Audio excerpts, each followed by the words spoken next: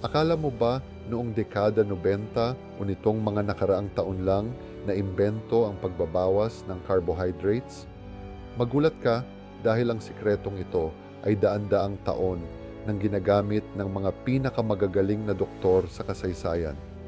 Noong 1600 bago pa man nakilala ang modernong terminong keto, ginagamit na ng tinaguriang English Hippocrates na si Dr. Thomas Sydenham ang tinatawag ngayon na therapeutic carbohydrate restriction. Ginamit niya ito upang gamutin ang kanyang mga pasyente at ang sarili niyang matinding sakit na gout. Napansin niya na ang pag-iwas sa mga pagkaing mayaman sa carbohydrates at asukal ay nagbibigay ng agarang ginhawa sa pamamaga at pananakit ng mga kasukasuan.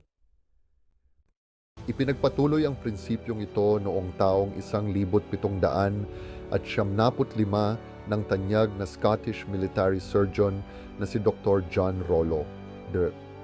Siya ang kauna-unahang doktor na naglathala ng malinaw at detalyadong medikal na protocol ukol sa therapeutic carbohydrate restriction para sa diabetes mellitus o sa kanyang klinikal na obserbasyon sa isang pasyenteng nagngangalang Captain Meredith. Napansin ni Dr.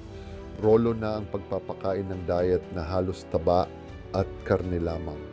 Habang mahigpit na ipinagbabawal ang mga pagkaing may starch at asukal, ay mabilis na nag-alis ng asukal sa ihi ng pasyente, nagpababa ng matinding uhaw at nagligtas sa buhay nito mula sa nakamamatay na komplikasyon ng diabetes. Lumipas ang mga taon at noong 1862,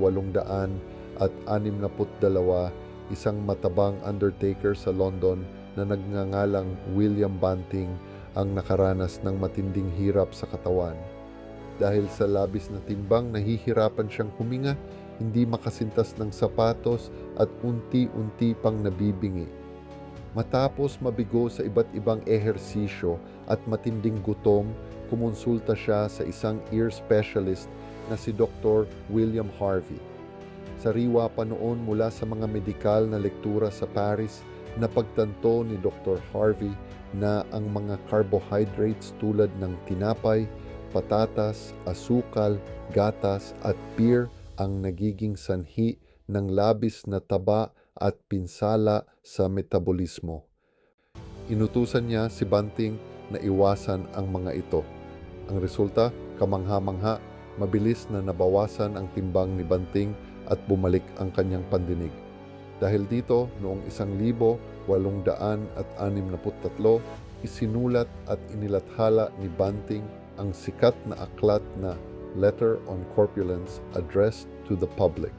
Ito ang naging unang tanyag na gabay sa low-carb diet sa buong mundo. Pagdating ng unang bahagi ng 1900, pinatunayan naman ni Dr. Frederick Allen na ang paglilimita sa calorie at carbohydrates ay mabisang paraan para makontrol ang diabetes bago pa man nadiskubre ang insulin. At sa wakas noong 1921,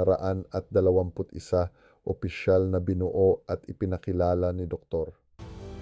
Russell Wilder ng Mayo Clinic ang terminong ketogenic diet bilang formal na medikal na gamot para sa epilepsy. Kaya kapag nagdi-diet ka ngayon, tandaan mo, ang pag-aayos ng metabolismo gamit ang taba at pagbawas ng carbohydrates ay hindi isang makabagong uso. Ito ay siyensya na may malalim at subok na kasaysayan. Disclaimer lang po, hindi ako doktor. Ang video na to ay para sa information lang at hindi medical advice. Mag-consult pa rin kayo sa totoong doktor para sa kalusugan ninyo. Kung nagustuhan nyo ang video na to, paki-like naman at pa-follow o subscribe na rin para updated kayo sa mga susunod nating content.